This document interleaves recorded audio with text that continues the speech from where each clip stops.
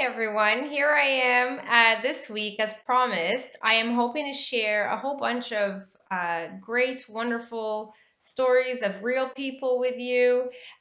This week I've decided to start by sharing with you my own story. I think a lot of you have heard me talk about my own personal story, not just professionally, how I help women with PCOS, but how I personally developed or discovered that I had PCOS and how that's affected my life.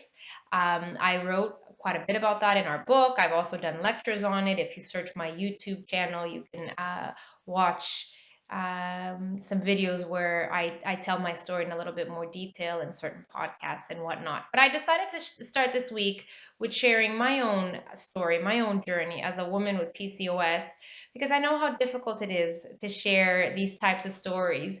And I understand why people don't do it. And in fertility forums, people are often talking about this, how we always hear about people struggling, but we hardly ever get the really good, hopeful stories.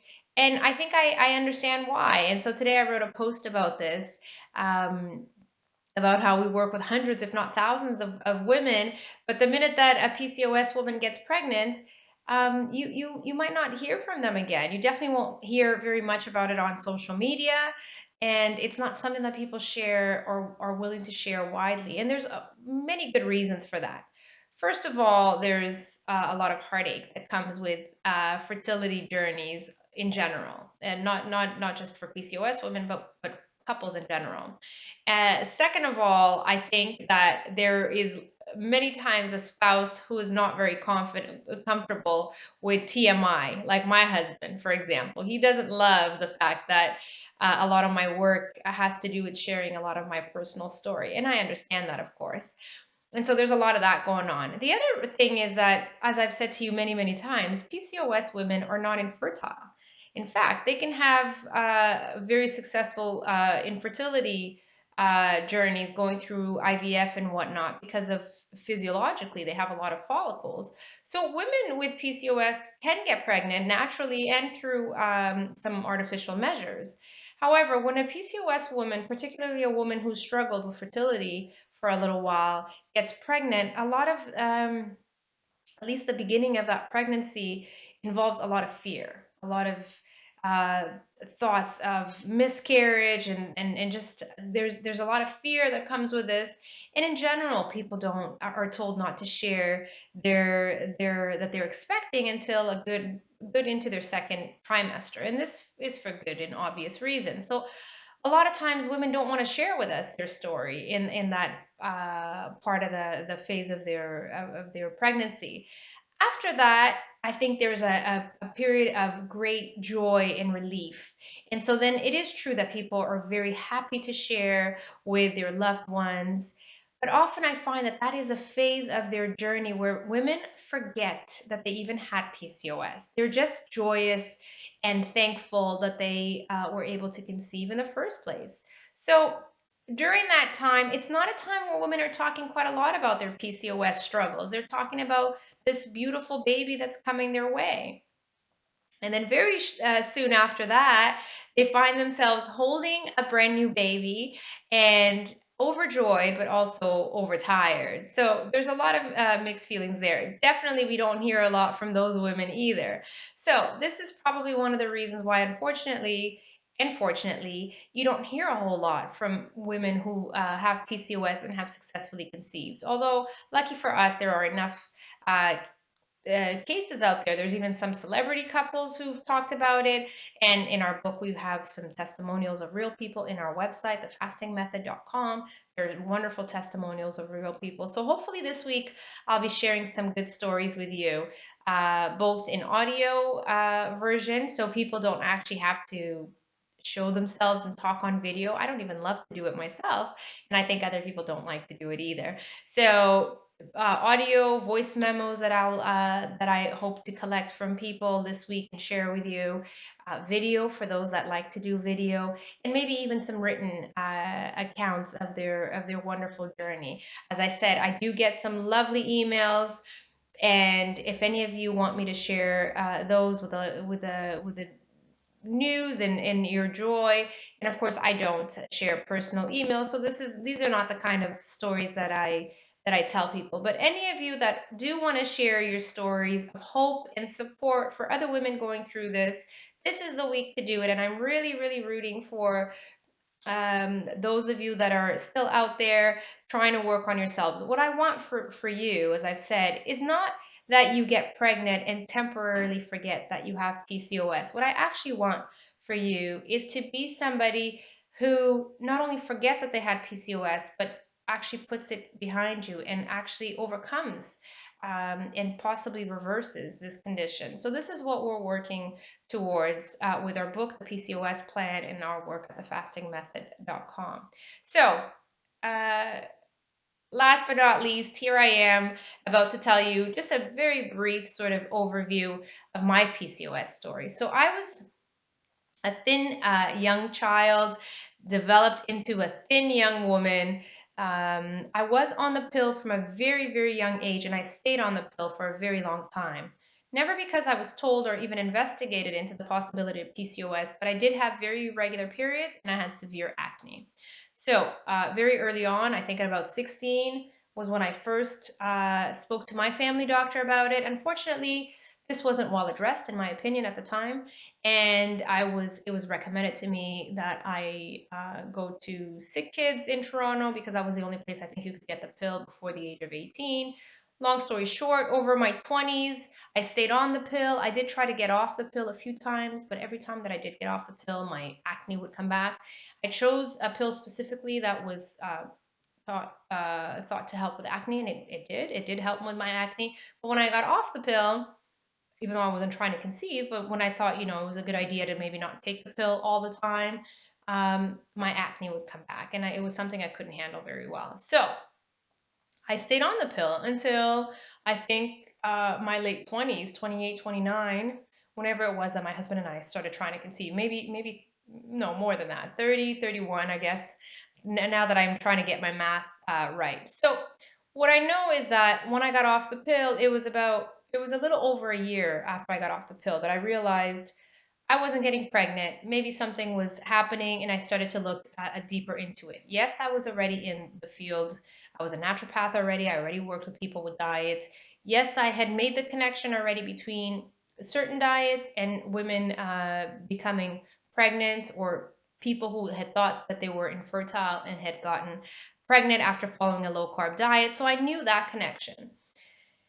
And so when I went to my doctor with my concerns, again, because I was very thin, I feel like he really overlooked my concerns and my condition. But I pushed a little further, especially because in the 3 months after I got off the pill, I gained a lot of weight, probably 20 to 30 pounds. Because I was very thin, I was still within the normal body mass index, but that was a very big percentage of body weight to gain in such a short period of time.